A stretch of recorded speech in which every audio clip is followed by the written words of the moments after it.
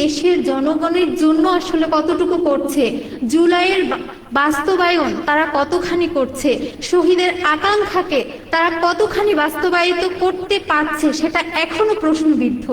শাইতানির রাজিম, বিসমিল্লাহির রহমানির রহিম। শুরুতেই অনেক অনেক ধন্যবাদ জানাচ্ছি 11 দলীয় ঐক্য জোটকে জুলাইয়ের দ্বিতীয় বর্ষপূর্তি উপলক্ষে নারীদের নিয়ে আলোচনা সভার আয়োজন করার জন্য। জুলাইয়ের শহীদদের আত্মার মাগফিরাত কামনা করছি, মহান আল্লাহর কাছে অনেক অনেক দোয়া করছি তাদের শাহাদাত কবুল করে নেয়ার জন্য।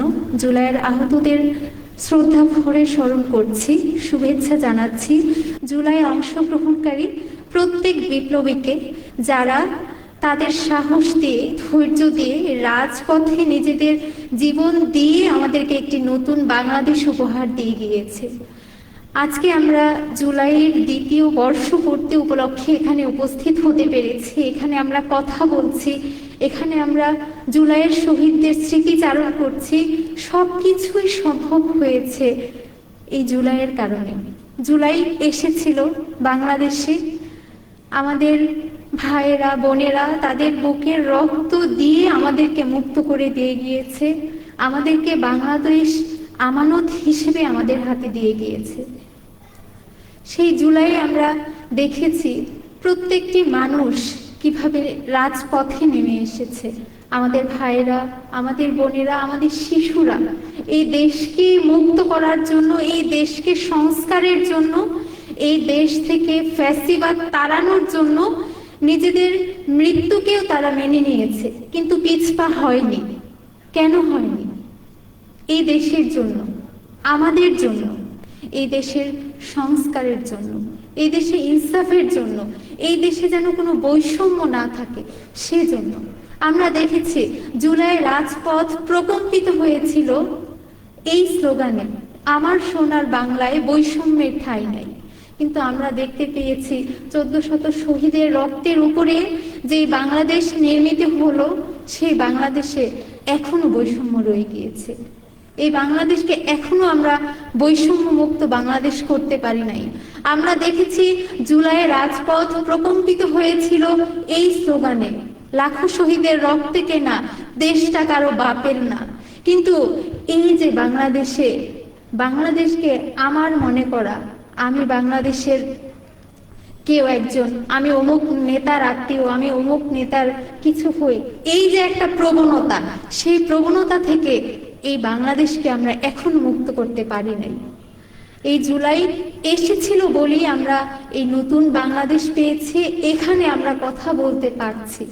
যদি আমাদের ভাইরা তাদের বুকের রক্ত না দিত, যদি তারা গুলির মুখে পিছপা হয়ে যেত, তাহলে কিন্তু আমরা এই নতুন বাংলাদেশ পেতাম না।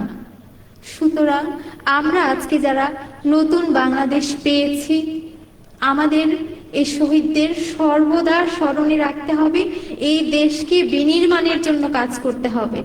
যখন জুলাই বিপ্লব শেষ হয়ে যায়, তখন আরেকটা রব আমরা শুনতে পেয়েছিলাম যে বিকল্পকে। তখন আমরা বলেছি যে আমরাই তো বিকল্প।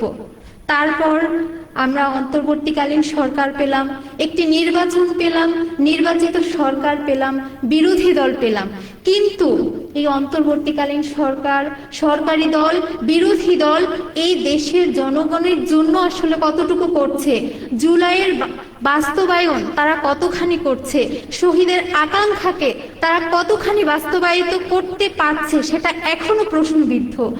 আমরা দেখেছি নারীরা জুলাই কিভাবে অংশগ্রহণ করেছে, হিজাবে, নন হিজাবে সকল শ্রেণীর নারীরা সম্মুখ সারিতে জুলাইয়ে অংশগ্রহণ করেছে, নেতৃত্ব দিয়েছে।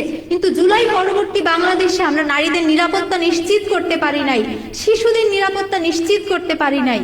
আমাদের জুলাইয়ের শহীদেরা রক্ত দিয়েছে, জুলাইয়ের নারীরা রক্ত দিয়েছে, শিশুরা রক্ত দিয়েছে, কিন্তু বাংলাদেশকে আমরা বৈষম্যহীন করতে পারি নাই, নিরাপদ করতে পারি নাই, সবার জন্য বাংলাদেশ করতে পারি নাই, বৈষম্যহীন বাংলাদেশ আমরা করতে পারি নাই।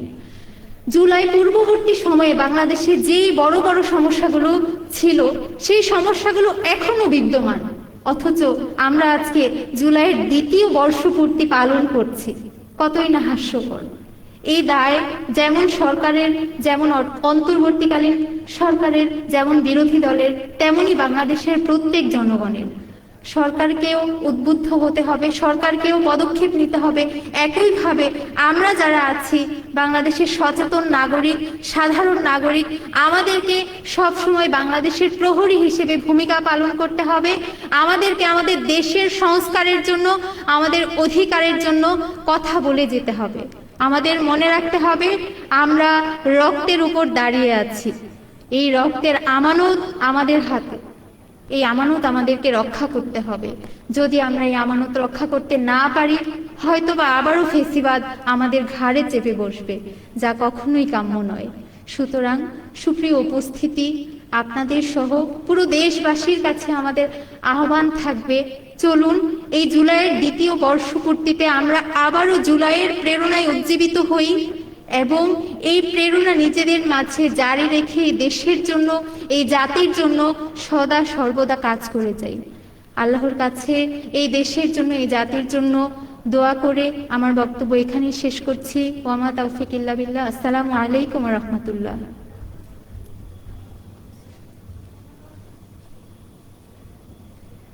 অনেক অনেক ধন্যবাদ।